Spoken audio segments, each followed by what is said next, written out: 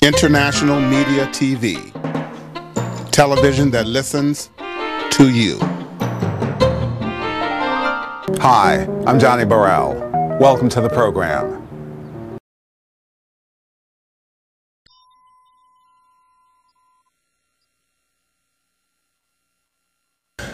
This is Jason Malcolm Stewart here at the Bay Area Book Fair. I want to thank Johnnie for having me on and giving me an opportunity to talk a little bit about my fiction.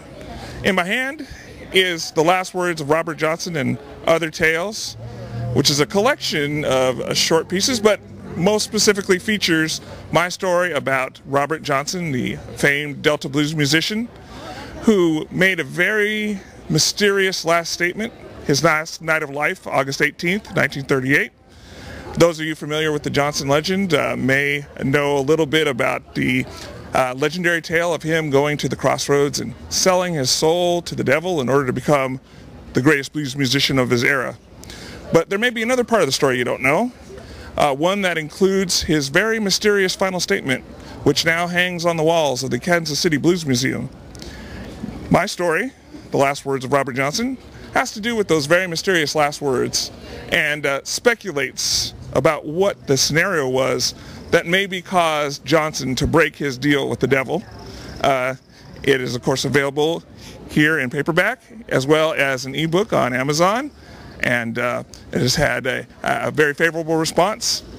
One of the original publishers of the story called it a mix between Washington Irving and Henry James, and I think that aptly describes the type of atmosphere that is found in the story.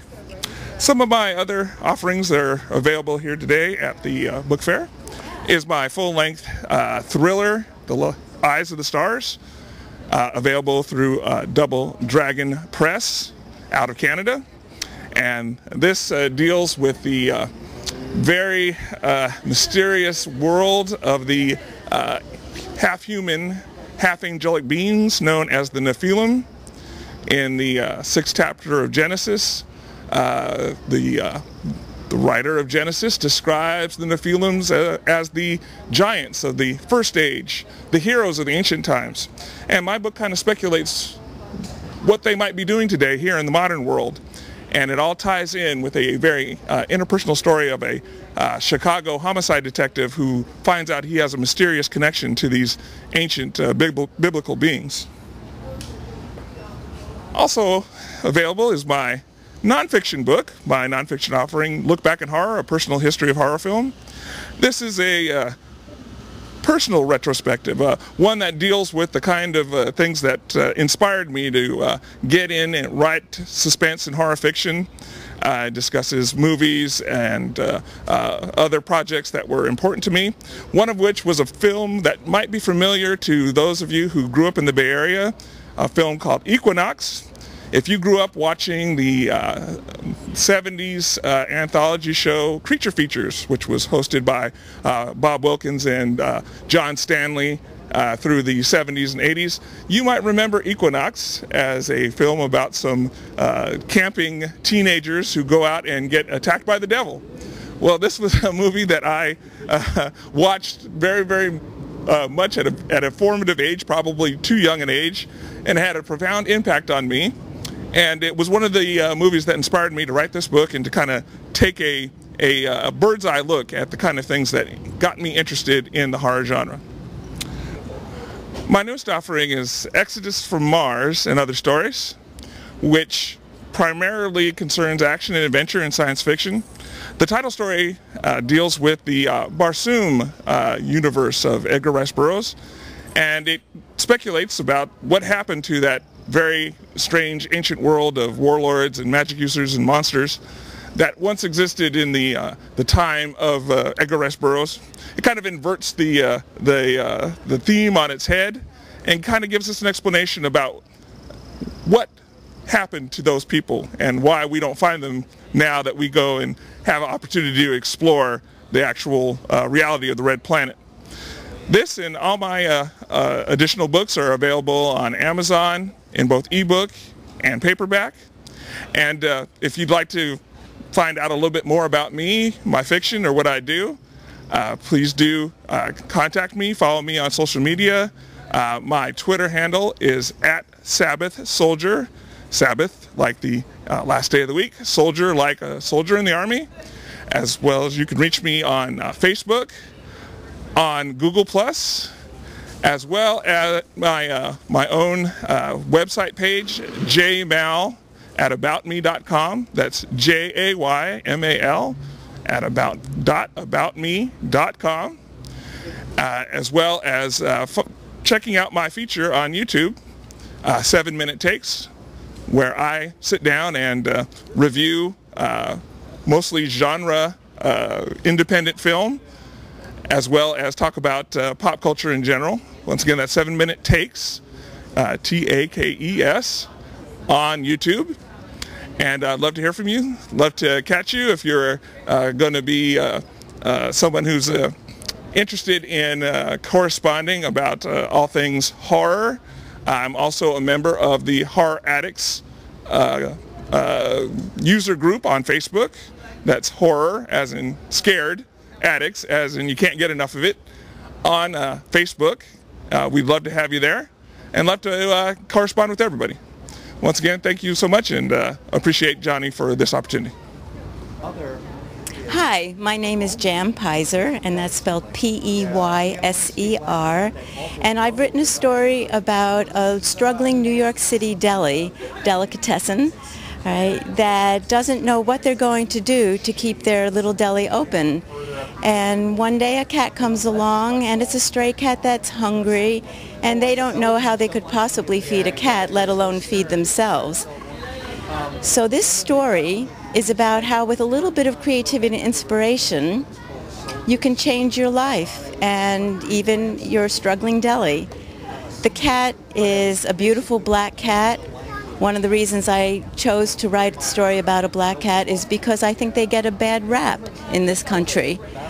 You know, they go to shelters to find a beautiful little cat or kitten, and the black cats are ignored. Because of all the superstitions that came along with that. So I have many cats of my own. Some of them are black cats, and they're just as wonderful and beautiful and loving and creative as the others. And so that's the picture on the book. All right. This little cat loves music, and I don't want to give too much away, but when this cat hears music, right, it ends up telling in its own way the people who live with her how they too can turn to music to make themselves feel better and to be inspired. And together, the cat and the humans in this story figure out a way, if you will, to change the deli around so that it will too survive. And it's quite joyful and inspirational. I welcome you to visit my website at www.theoperacat.com. That's THEOPERACAT.com. And on that you can also find out how I came to write the book, which actually I started about 30 years ago. And I never forgot the premise, and I created the entire story in 2015, and so happily I've been published, and I hope you'll enjoy the story too, just as much as I enjoyed bringing it to you. Hi, my name is Marietta Harris, and I'm the author of The Other Side of Alzheimer's, a caregiver story. And I wrote this book because I could not find a book to explain how my mother's having Alzheimer's would affect me. Oftentimes we isolate ourselves and we don't really understand what's happening to us. Well, this book will explain that.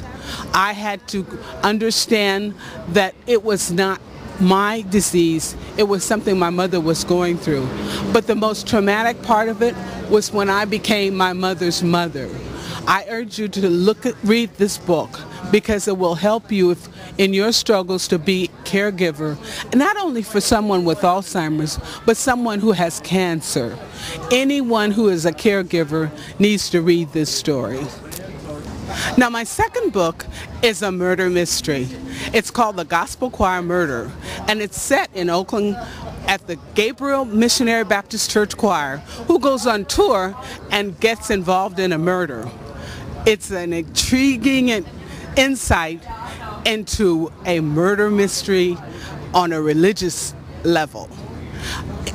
Both of my books can be purchased in Amazon.com or on my website at mariettaharris.com. My name is Adrienne Newell. It's like Adrian, but it's an R before and after the D, so it's Adrienne. I am an author, a documentary filmmaker, and a photographer. This right here is a book of 16 original poems. I titled it Something Special because I wanted whoever to read it to find something special just for them. The book is broken down into 4 sections.